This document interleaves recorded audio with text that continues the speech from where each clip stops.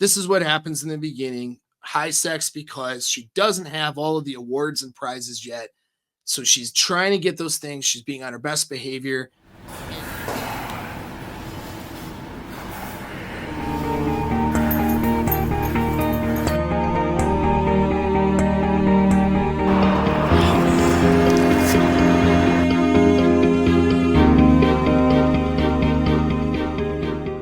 So here's how she sees you in the beginning, or she wouldn't be attracted to you. And so there is a level of seeing your mate value as higher than hers.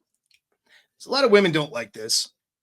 Without the commitment in play, you just guys just start dating. Like this guy here. That guy. And this hot girl looking at this guy. Ooh, high value. It is subjective though, too. Understand, man. This is not the most attractive, guy with his shirt off here. But I've seen this. You've seen it. You've seen the hot girl with this guy. And you just assume he's got money and that's why. Well, maybe that he does. Maybe it's more than that. A lot of times it's more than that. Okay. So that's your jealous, ego protecting brain trying to rationalize why the pretty girl gets the less attractive guy or the older guy. I got so many guys mad at me because my girl is attractive and I'm older. Like, so mad.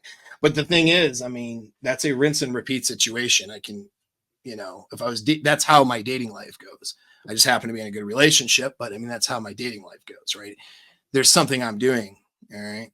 And anyways, when you do the right things is the point, your mate value is perceived as high. In the beginning, without the commitment, she perceives you as high in mate value.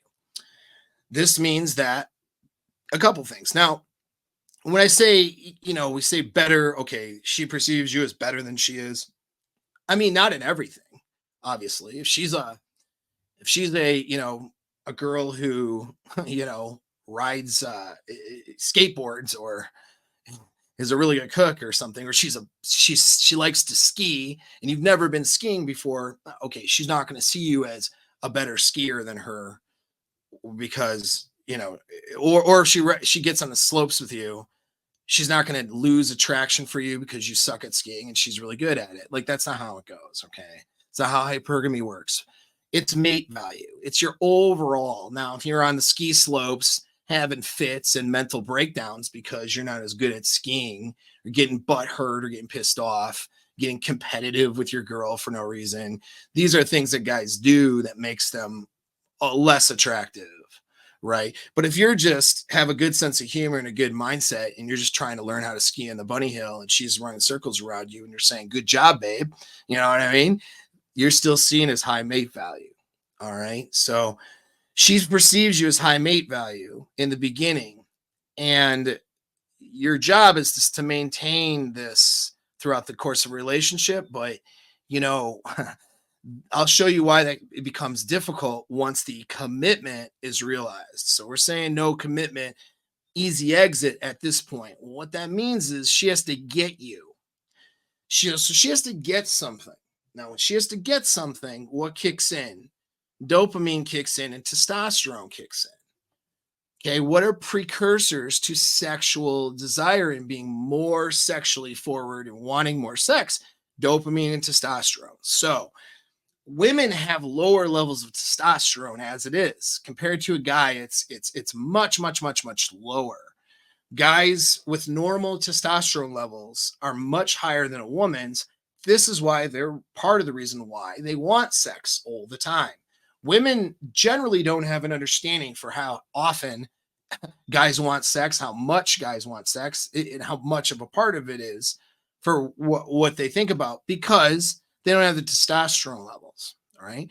But having such, and we know this too, because women who've like in bodybuilding have taken testosterone to try to boost themselves, all of a sudden their sex drive goes through the roof and they're thinking about, and they're like, holy shit, is this what guys are like? This is terrible. Like, I can't stop wanting this. Like, this is actually disruptive to my life. Yeah. Welcome to being a guy.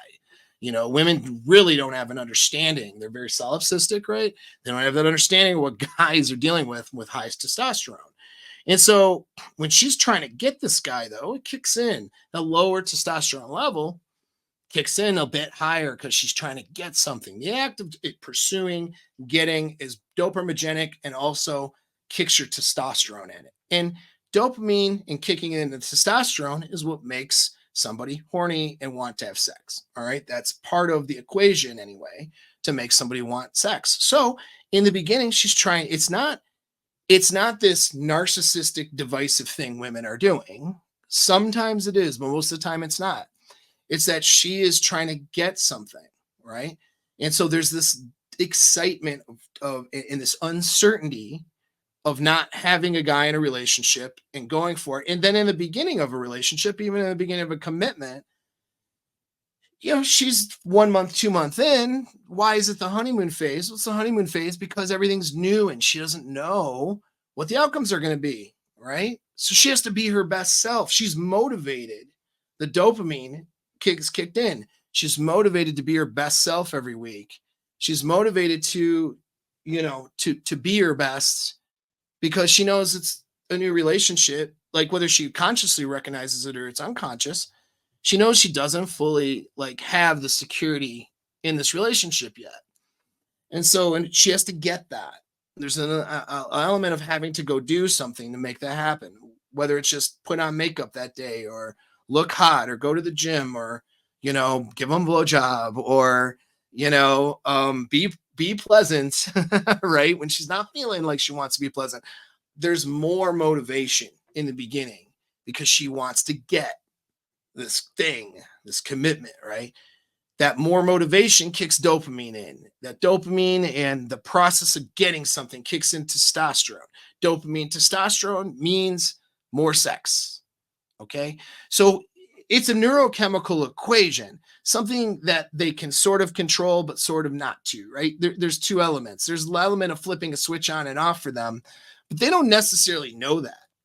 I can't have in a consult a couple who's in their first 3 years of marriages, sex gone down to once a month. And I tell the girl, you just need to flip your switch on and be horny. She'll look at me like I'm crazy, okay? Because a lot of this stuff is neurochemically driven and hormonally driven, all right? Now, that doesn't mean, she needs to go get her hormones checked. Maybe she's, even though sex dried up and she's 33 years old, maybe she's going through menopause or maybe it's birth control. Birth control, by the way, does affect hormones. So does menopause, but obviously in the 33-year-old woman, that's not what's going on here. So it's like she probably just has normal levels of testosterone, normal levels of dopamine for a woman, but no motivation once she wins the commitment to kick those in. So those aren't kicking high when she's with the guy she's, supposedly in love with. And so now the sex drive isn't high either. You see what I'm saying? We understand how the brain works and how all this stuff goes. It's a logic problem. I don't have to, some of you guys are like, let's say that study, because as if you know how to read studies. Half the guys who ask that question don't even know how to look at and study anyway. But studies are important, but there is something called logic and reasoning, right? A can conclude B, A plus B equals C, whatever, right? There's logical fallacies, there's logical reasoning. And when you have data and understanding about stuff, you can use a logical reasoning in order to come up with these conclusions. And that's what this is. Okay. So yeah, it makes sense. Like in a way, hormonally and from a neurochemical perspective, sex drive coming down for both, actually, the man and the woman. Actually, it's both a little bit. The problem is with the guy, it's like it comes down a little bit, and for the girl, it's like plummets to the floor, right? So and that's the problem. They're not usually not even. And most unhappy couples do not have an even, we'll say, drive towards sex. And unfortunately, she's the one who's driving the sex, right? And that's the frame in the beginning. That's a bad framework, by the way, and something that you should set up differently right from the get-go. That's something I teach guys, right? And that won't be the scope of this video today because this is already too long. But get on the email list, though, because I can tell you more about that. Ask questions, all right, if you're curious. But at any rate, you know what I mean? You want to set up the paradigm differently, the frame differently in the beginning. This is just without your frame changing things, without her mental paradigms being willing and able to change. This is what happens in the beginning. High sex because she doesn't have all of the awards and prizes yet. So she's trying to get those things. She's being on her best behavior. And it's not like she's negotiating with sex, although that does happen a lot in these transactional relationships, even in the ones where she's got like high desire. And by the way, a lot of times those things do blend together. It's not like the girl who's mostly transactional for this guy or whatever in this picture. It's not like she's never had sexual desire. It's not really quite how it works. Okay, they blend together into a cost benefit equation. All right, going back to that point. So she's going for this dude. Dopamine and testosterone's kicked in because she's motivated to get the things that motivation, and associating that motivation with him, with that neurochemical and hormonal boost, is what makes the sex drive go higher for her and the desire higher. This is, by the way, is hypergamy, right?